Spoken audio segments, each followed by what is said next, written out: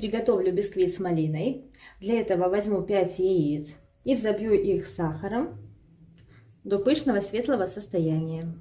Сахара у меня 190 граммов. Я взбивала 6 минут. Мощность моего миксера 450 Вт. 100 граммов малины. Она должна быть вымыта и хорошо просушена. Ее можно просушить бумажным полотенцем. Соединяю с половиной столовой ложкой крахмала. Осторожно перемешаю, чтобы ягодки покрылись крахмалом равномерно. Добавляю к яйцам 140 граммов муки в 3-4 приема.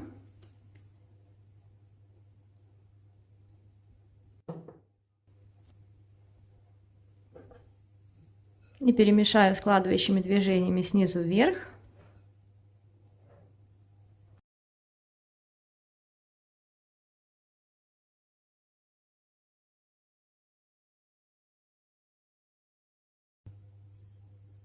Добавляю малину и осторожно перемешаю, чтобы не раздавить ягоды.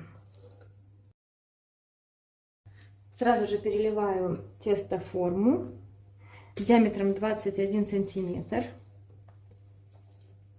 и отправляю в духовку, которая разогрета до 180 градусов. Через 10 минут уменьшу температуру до 160 градусов. Вынимаем готовый бисквит из духовки. У меня он выпекался 40 минут, вам может понадобиться чуть больше или чуть меньше времени. Даем ему слегка остыть в форме, затем помещаем на решетку и полностью остужаем. Вот такой бисквит у меня получился. Он очень нежный. Вот такой вот красивый. Сейчас я уже поняла, что совершила небольшую глупость. Могла бы, конечно, сделать вид, что так и надо. Но малина у меня будет только в нижнем корже, так как бисквит очень нежный и малина осела на дно. Для того, чтобы малина была во всех коржах, нужно выпекать этот бисквит в двух формах. Добавить 100 грамм малины в один корж и 100 граммов малины во второй. Так будет малина распределена более равномерно. Теперь заворачиваю бисквит в пищевую пленку и оставлю его в холодильнике на часов 6, чтобы он стабилизировался и его было легче нарезать.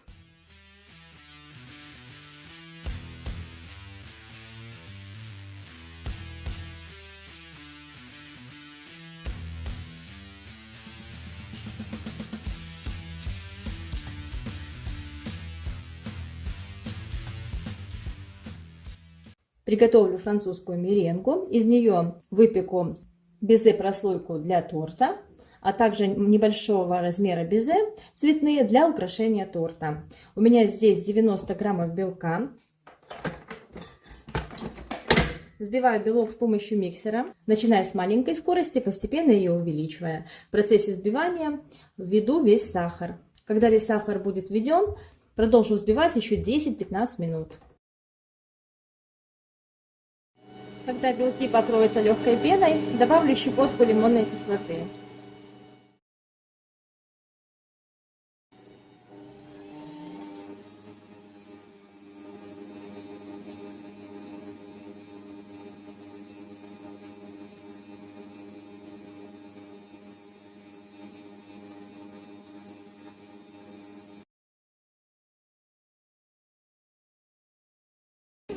Прошло 10 минут после того, как я добавила весь сахар. Вот такая плотная меренга получилась. Подготовила пергамент для выпечки. На обратной стороне нанесла круг диаметром 18 сантиметров. Можно обвести форму для выпечки, если у вас есть такая, или какую-то тарелку. И распределяю меренгу из кондитерского мешка по этому кругу. Стараемся, чтобы слой меренги был равномерный. Можно слегка подровнять шпателем. Оставшуюся меренгу распределю по чашечкам и окрашу в разные цвета. Окрашивать можно как водорастворимыми гелевыми красителями, так и водорастворимыми сухими красителями. У меня есть интересный цвет, называется айвори. Хочу попробовать что получится. Хотелось бы, чтобы безе было такого красивого бежевого цвета. Да, красивый цвет достаточно получается, то, что мне нужно. Слишком темным делать не буду. Жаль, что камера не передает цвета. Он действительно получается светлый, такой телесный цвет. Желтый цвет сделаем также.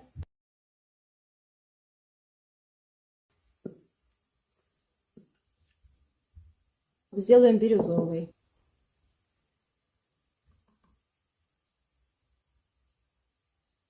Это у меня зеленое яблоко краситель и синий блестящий называется. Cake Colors. Перемещаю меренгу в кондитерские мешки и отсажу безе небольшого размера.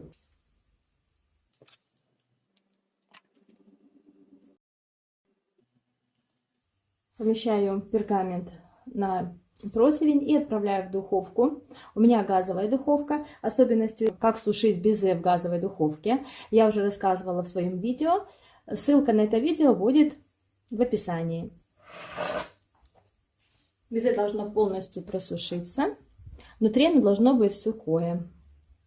Я сушила безе при открытой дверце при температуре 60-70 градусов в течение 2-2,5 часов. Начнем готовить прослойку черника с молоком. Для этого 10 граммов желатина я залила холодной водой 40 мл и отставила в сторону для набухания. Можно поставить в холодильник, так процесс будет идти быстрее. 150 граммов черники и 50 граммов сахара соединяю вместе. У меня здесь черника замороженная, можно использовать, конечно же, и свежую ягодку. Отправляю на небольшой огонь и периодически перемешивая доведу до кипения. Параллельно с этим в другом ковшике 40 грамм сливочного масла и 100 мл молока разогрею и также доведу до кипения. В горячее молоко с маслом добавляем набухший желатин. Перемешаем, чтобы желатин разошелся. Отставляем в сторону. А чернику с сахаром пробьем с помощью погружного блендера. Остужаем обе массы до комнатной температуры и затем протрем чернику через сито в молочную массу.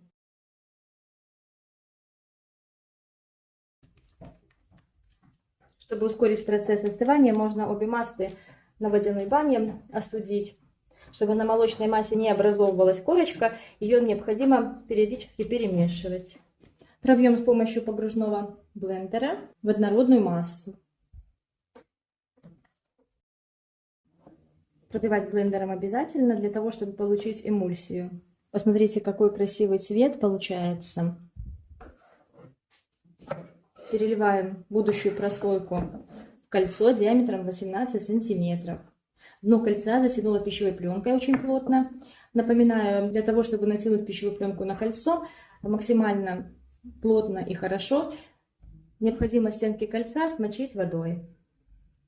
Устанавливаю кольцо на деревянную доску и переливаю в форму. Чтобы сделать прослойку максимально красивой и вкусной, будем использовать цельные ягоды черники. Здесь замороженная черника, можно использовать, конечно же, и свежую. Равномерно распределяю чернику по всей прослойке. 70 граммов вполне достаточно, можно, конечно, положить и больше. Мне нравится эта прослойка тем, что ее можно готовить в любое время года. Как в сезон черники, так и нет, потому что ягоды очень хорошо переносят заморозку, они после разморозки практически не теряют своих свойств. Накрываю кольцо пленкой пищевой и отправляю прослойку в холодильник, чтобы она полностью охладилась, или же в морозильную камеру. В морозильной камере можно хранить эту прослойку около 2 месяцев, в холодильнике около 2 дней.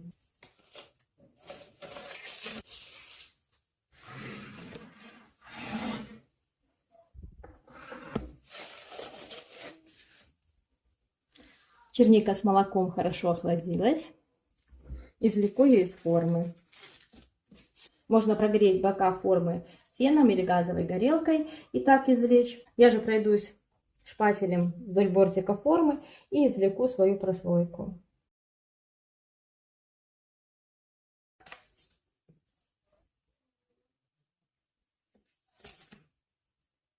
Вот такая красота получается. Очень ярко и красиво. Чтобы не сломать прослойку во время того, когда будем помещать ее в торт, я заморожу ее. Приготовлю сметанный крем с маслом и со сгущенкой. Для этого мне понадобится 260 граммов мягкого сливочного масла. Жирность масла должна быть не менее чем 82,5%. Сгущенка хорошего качества 150 грамм. Взбиваю масло до бела. И затем постепенно тоненькой струечкой введу сгущенное молоко.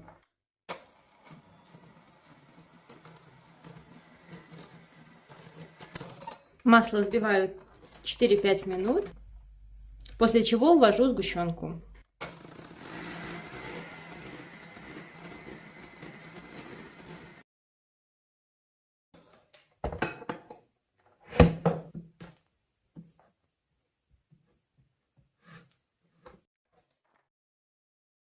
Сгущенку добавила, позбивала еще минуту после этого.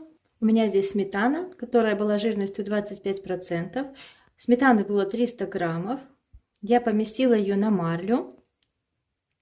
Лишняя жидкость стекла, и в итоге получилась вот такая вот густая, хорошая сметана. Отвешивала я сметану примерно 5 часов.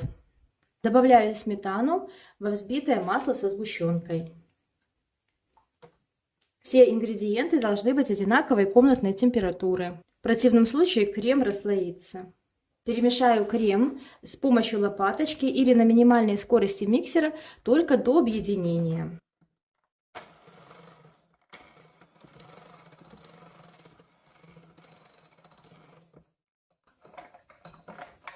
Кстати, забыла сказать, что отвешенной сметаны в итоге получилось 220 граммов. Все долго вымешивать не нужно, чтобы крем не расслоился. Вот такой получается пышный, очень красивый крем. Этот крем идеально подойдет для наполнения эклеров, трубочек и для прослаивания торта. Также можно сделать несложные бордюры с данного крема и небольшие, невысокие шапочки для капкейков. Я же соберу со своим кремом торт. Соберу торт. На дно помещаю. На подложку немножко крема помещаю, чтобы торт зафиксировался и не двигался. Свой бисквит, который выпекала с малиной, пропитаю молочным сиропом. Молоко с сахаром можно сделать, или же вода со сгущенным молоком. От малины бисквит получается и так не очень сухим. Но если вам нравятся более влажные торты, как мне, тогда пропитайте свой корж каким-либо сиропом. Это может быть сок или даже просто простой сироп, вода и сахар. Наносим крем.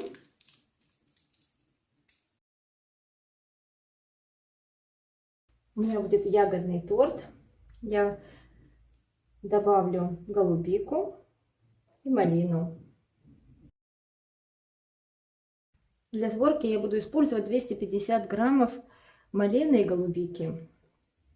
Я обычно не очень люблю помещать свежие ягоды в торты, но голубика и малина, они не дают слишком много сока, поэтому на этот раз я нарушу свое правило. Следующий корж я положу с малиной. Снова пропитаю.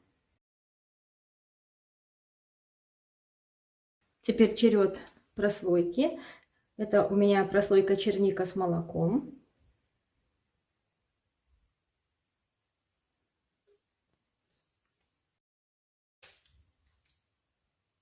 По краю нанесу крем. И очень тоненький слой крема сверху. Просто для того, чтобы зафиксировать бисквит.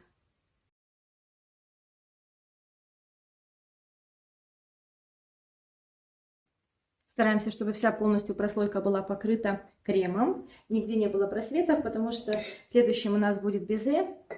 Чтобы оно не растаяло, надо хорошо изолировать.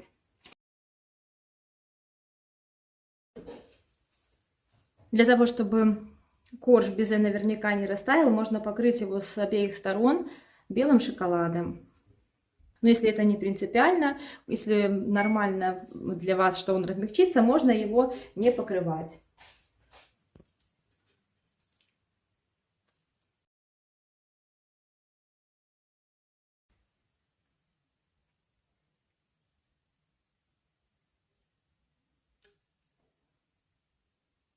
И сверху последний корж.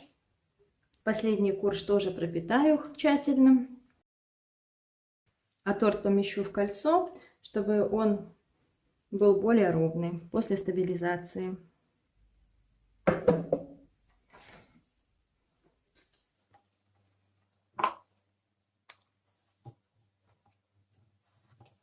Сверху помещаем небольшой грузик и отправляем торт в холодильник для стабилизации на часов 8 или на ночь.